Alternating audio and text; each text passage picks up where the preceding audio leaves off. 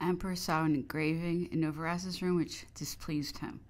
It was the inauguration of Waterloo Bridge in London. It was a handsome colored engraving, but the subject, or rather the name, Waterloo, brought a frown to his face. He rebuked Novarez for having such an engraving in his room. When the emperor had finished his visit, he wanted to go down again, but our staircase was only a ladder, very straight up and down, so that he had to have the help of someone's arm in order to get down. He said, "What a vile staircase! A ship's ladder is not so dangerous. One is likely to break his neck here." As a matter of fact, the staircase was so bad that several of us had more than once gone down on our heels or had struck our heads against a piece of wood which ran across the opening and which one did not always take care to avoid. It was toward the middle of the year 1820 that the emperor put a number of his manuscripts in order and had them copied, among them being that of the campaign of Egypt. He had worked pretty regularly on this campaign during the 2 preceding years. After first dictation made partly to the Grand Marshal and partly to the General Gorgon, Marchand had made a clean copy of it, but this had become in time so full of corrections, changes, and transpositions that the emperor gave it to me to do over. My work was finished except 1 or 2 chapters concerning the administration of Egypt. When the first symptoms of his illness appeared, he had not time to review this chapter or chapters, which were entirely in the writing of the Grand Marshal. I wish to point out that all the Longwood manuscripts are in my hand, except a few of little importance, or which were from a first dictation. The Longwood Gardens. If the different occupations of his study distracted the emperor's mind, his body did not take enough exercise. The short turns which he took in the long walk in the enclosure were not enough to keep up his strength. He had refrained for a long time from an excursion beyond the grounds of Longwood in order not to give the governor a chance to subject him to new vexations. He thought that gardening was what best suited his state of seclusion, to compensate a little for his lack of outside exercise. From that time, nothing but gardens was talked of.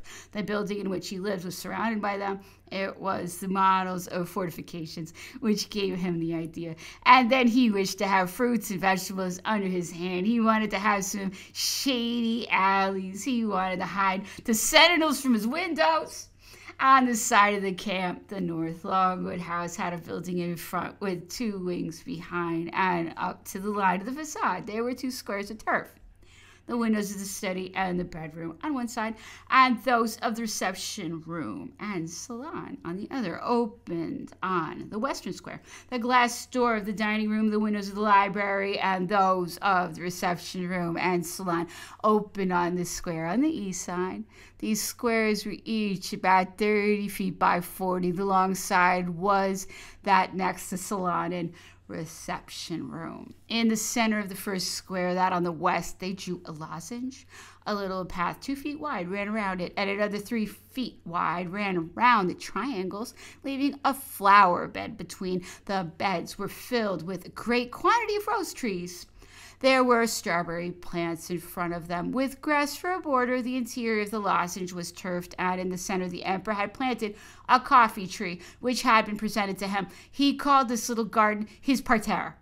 The other garden, laid out in the center of the square on the east side, became so thick that while the leaves lasted, the sunlight hardly penetrated it at all. The emperor called it his grove, or the Garden of Ali. The other was Marchand's garden. When all the planting was finished, the emperor had fences made to enclose his little gardens, at the foot of which climbing plants called the passion flower were put. In less than 3 months, the fences became thick hedges. This plant makes an extraordinary growth in the island. It will throw out shoots 1/2 foot long in 24 hours. The leaf is deep green, and the stalk is furnished with corkscrew growths. The flower, which is composed of different colors, is large and somewhat resembles the plaque of a large decoration.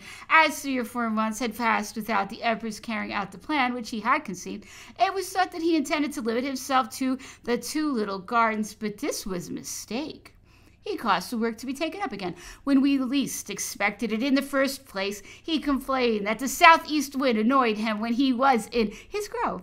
The governor had a semicircular turf wall built 8 or 9 feet high, according to a wish expressed to him by Mr. de Montsalon 6 months before his death. The emperor had a mound of turf built at the end of it 5 or 6 feet high, with a platform 6 feet square, and on it he built a summer house of light framework, the walls and roof of which were of sailcloth. It was lighted by diamond-shaped glass windows. This summer house was intended to serve the emperor as an observatory in which he could sit comfortably and see the arrival of ships at Jamestown.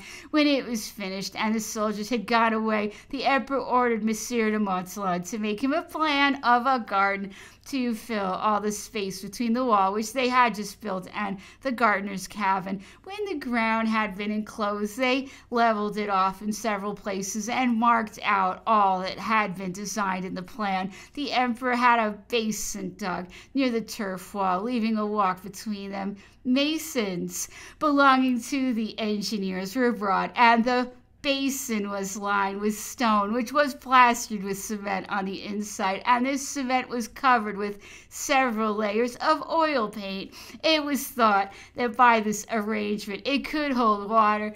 They set in a little pipe which brought water from the reservoir of the house to the basin. When the work was finished and the workmen had gone, the emperor, eager to enjoy it, had the water turned on, and when the basin was full, caused 100 little red fish to be thrown into it, which he had brought from the town. The next day the basin was half empty, and the bodies of some fish were lying on their sides on the surface of the water. Probably these fish had been poisoned by the paint, which was not yet entirely dry. The basin was filled again. The next day was as it had been the day before, and it went on this way for a number of days. Every day some of the fish were dead. The emperor, seeing that his basin could not hold water, decided to have it lined with lead. The fish which had survived were taken out and put in a hogshead, waiting till the new work was finished. The plumber was sent for at once and immediately went to work. In a few days the basin was in a condition to hold water, and the fish were thrown in again. They played about more comfortably than in the hogshead in which they had been, in spite of all the care, the precautions which were taken to keep these fish alive. 4 or 5 months later, not one of them was left alive.